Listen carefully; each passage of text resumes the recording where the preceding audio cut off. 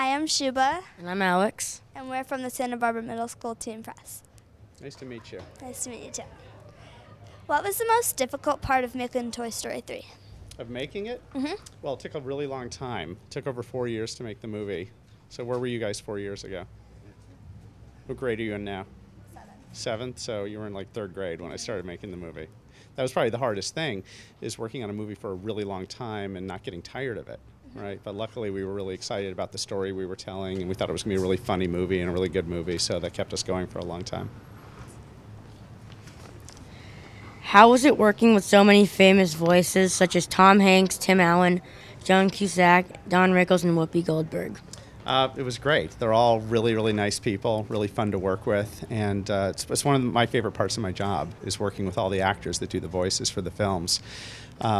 It's kind of, I won't say it's easy for them, because it's not, but they like doing this kind of work because they don't have to get makeup on, they don't have to wear costumes, they don't have to fly away to some location halfway around the world. They just have to stand in front of a microphone and do the voices. But it's still actually really hard, because we'll go for hours and hours and hours at a time of them doing the lines over and over again. And if they're recording dialogue that's really high energy, it gets really tiring after a while. But luckily, you know, I'm lucky I get to work with some of the best actors in the world, and they're all pros, and help make the movies really great, especially Toy Story 3. Who's your favorite character, personally? In Toy Story 3? It's not one of the main characters. I love them all. Whenever people ask me to pick my favorite, it's like asking me to pick which of my 3 kids is my favorite kid. But I love Big Baby. He's kind of one of my favorite new characters in the movie. I've always liked him a lot. You guys like Big Baby? Yeah? Okay. Is there any funny stories in this part of the process?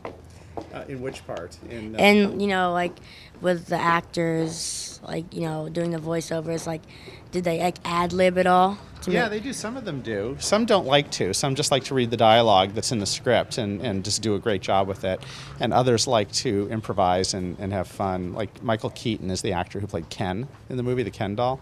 And he'll read the dialogue, but he also likes to make it his own and kind of mess around and throw in funny things himself. And I ended up using a lot of those in the movie. And I figured if it made me laugh when he was recording it, it would probably make audiences laugh. How has Pixar Animation changed since you began in 1994 versus today? The computers are a lot faster, and we're able to do a lot cooler looking stuff than we could back then. When we made Toy Story, that was the very first computer animated movie that had ever been made, feature film. And, 15, 16 years has gone by since then. And we've all seen movies like Avatar, and we know how cool that can all look now. Well, we have those same tools at Pixar. So if you look at Toy Story side by side with Toy Story 3, you can see that it's gotten a lot better, and we're able to do much more detailed, kind of realistic looking graphics now. Toy Story 3 has surpassed Finding Nemo for Pixar's highest grossing film, and Shrek 2 as the highest grossing animated film worldwide. How did this make you feel? And did you have any idea that it was going to be such a big hit? Well, it makes me feel awesome. I mean, we never even dreamed that it would do that well. We figured it would do okay because we knew a lot of people liked Woody and Buzz and the rest of the Toy Story characters, and a lot of people would want to go see it. But we also knew that if we didn't make a good movie, that people would go home and tell their friends, don't bother going to see it, right? Because it's not any good. But luckily that didn't happen.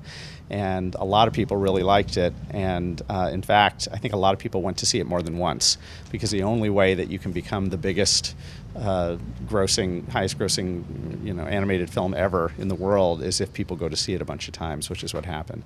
So to me, it's not about the money, it's about the fact that people liked the movie enough to go see it again and again. That means we did our jobs well. We made a great movie that they wanted to see again and share with their friends and family.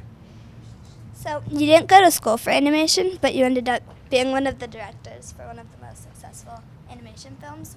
How did you end up there?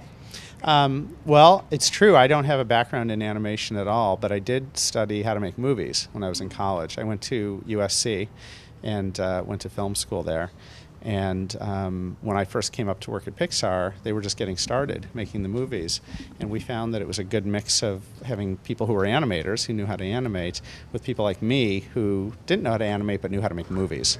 Because we think our movies look a lot like any other movie that you'd go see that's live action. And we use all the same tools and and techniques to make the film. So it was just a good mix. It was good to have someone who didn't know animation mixed in with people who did.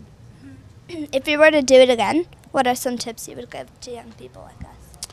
If I were to do it again, you mean, or like if I was going to give advice to? Yeah.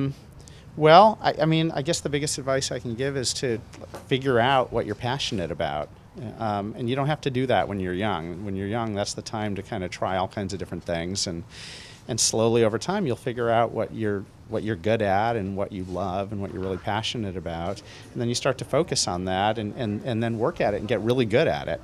And eventually you'll get opportunities in life to hopefully do those things that you really care about a lot. After such a great success, what do you imagine next?